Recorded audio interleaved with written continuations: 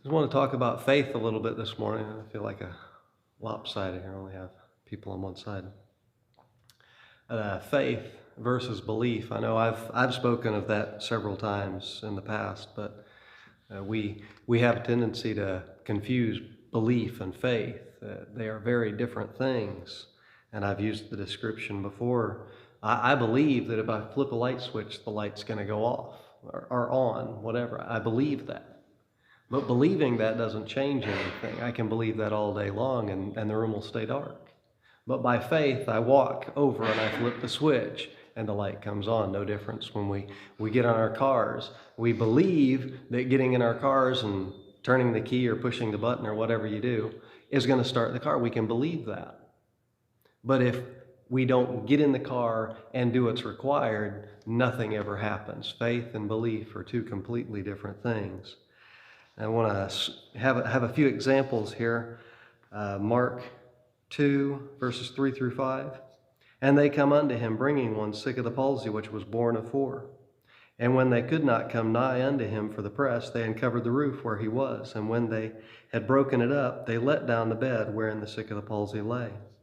When Jesus saw their faith, he said unto the sick of the palsy, Son, thy sins be forgiven thee. Now, whose faith did Jesus see? He saw the faith of the 4.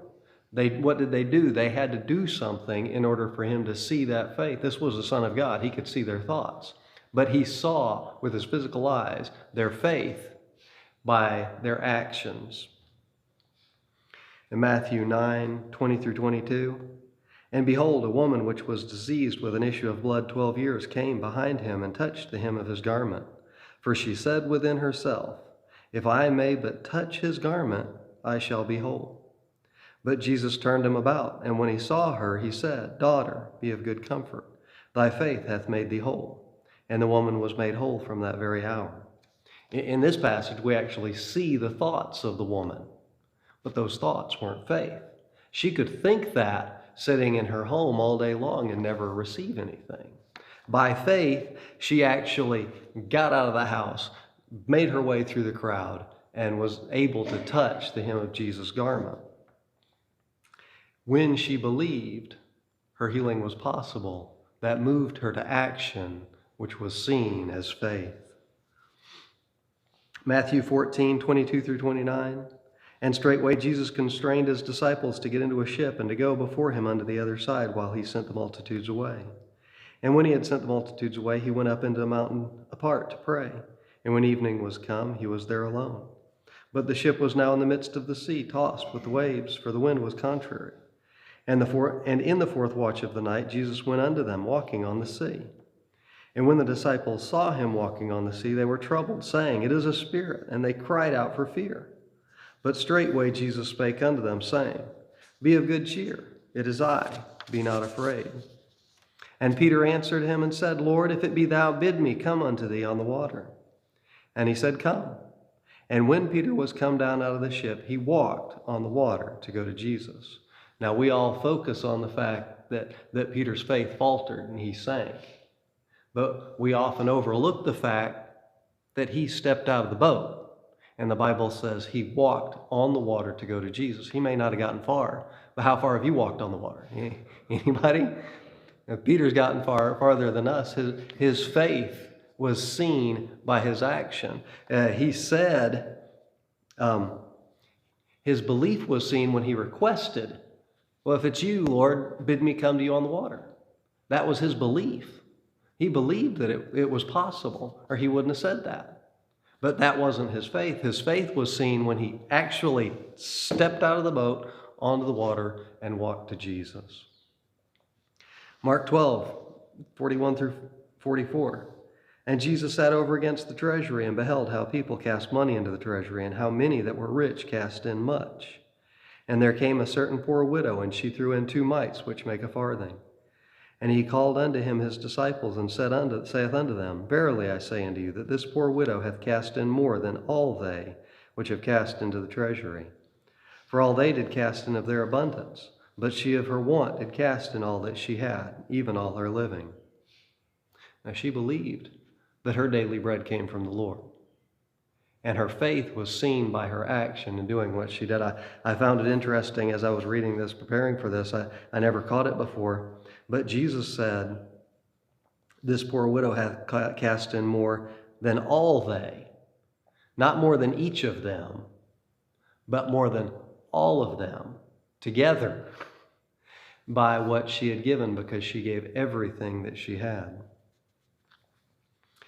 John 8, 2 through 5, 7, and 9 through 11. And early in the morning he came again into the temple, and all the people came unto him and sat down and taught him. He sat down and taught them. And the scribes and Pharisees brought unto him a woman taken in adultery. And when they had set her in the midst, they say unto him, Master, this woman was taken in adultery in the very act. Now Moses in the law commanded us that such should be stoned. But what sayest thou? So when they continued asking, verse 7, so when they continued asking him, he lifted up himself and said unto them, He that is without sin among you, let him first cast a stone at her. Verse 9, and they which heard it, being convicted by their own conscience, went out one by one, beginning at the eldest and even unto the last. And Jesus was left alone, and a woman standing in the midst. And when Jesus had lifted up himself and saw none but the woman, he said unto her, Woman, where are those thine accusers? Hath no man condemned thee? And she said, No man, Lord. And Jesus said unto her, Neither do I condemn thee. Go, and sin no more. Now, this account doesn't actually reveal the response of the one who was in question, this woman who was caught in adultery. But it's clear by these other accounts that God works on those who are willing to do what he asks of them.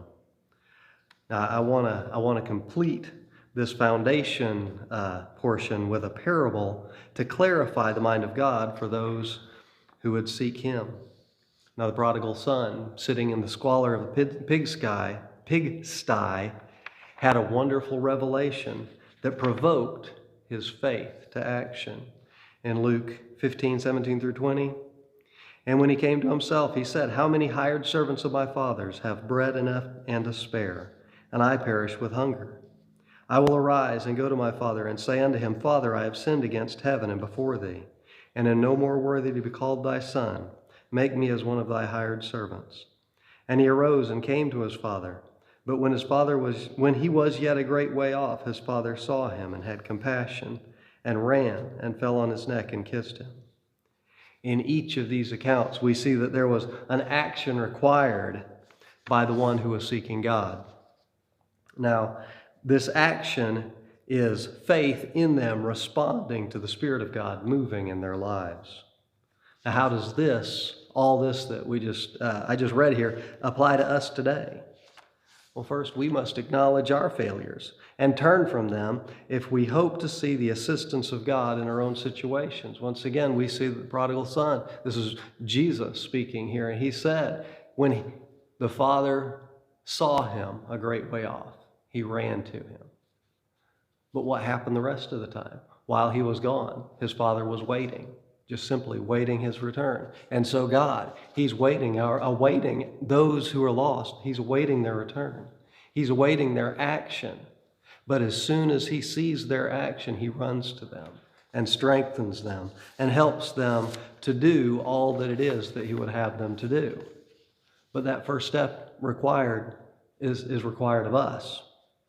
And I think about many today who are seeking the Lord for rescue from sin, but they're unwilling to do those things that are required of them.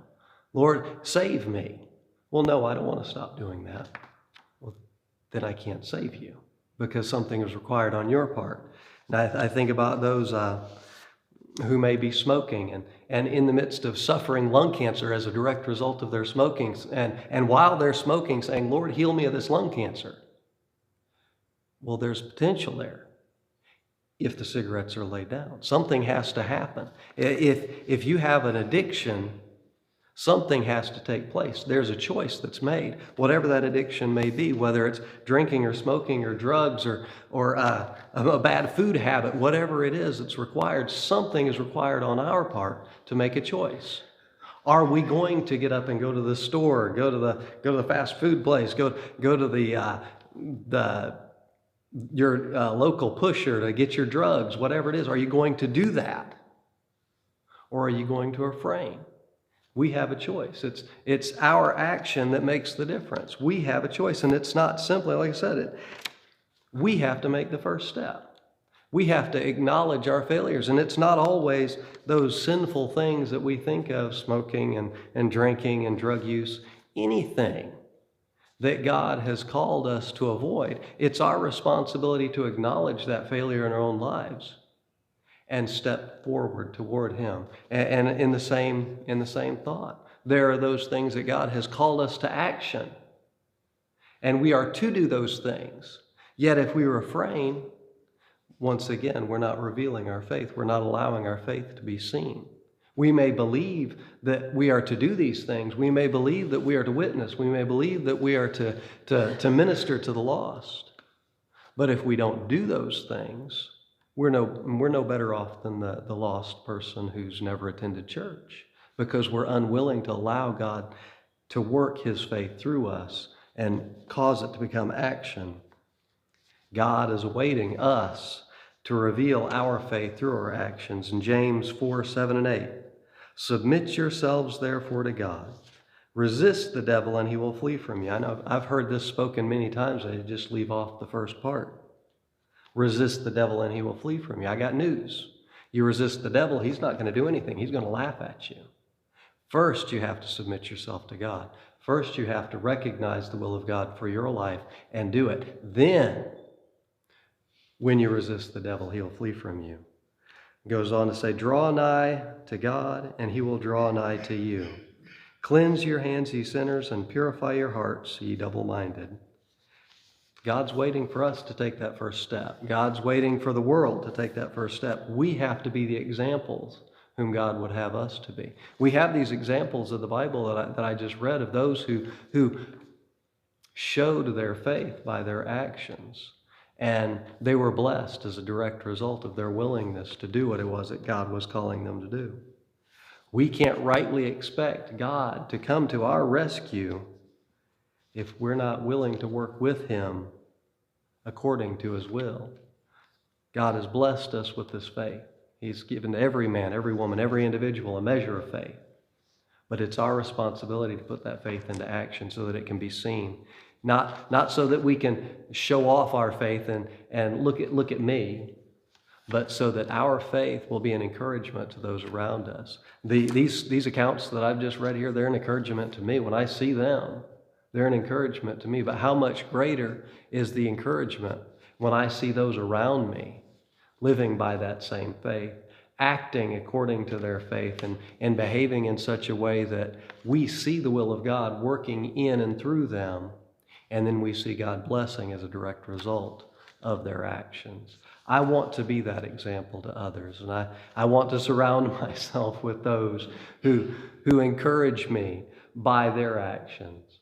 God is willing to work through us if we're willing to submit ourselves to Him.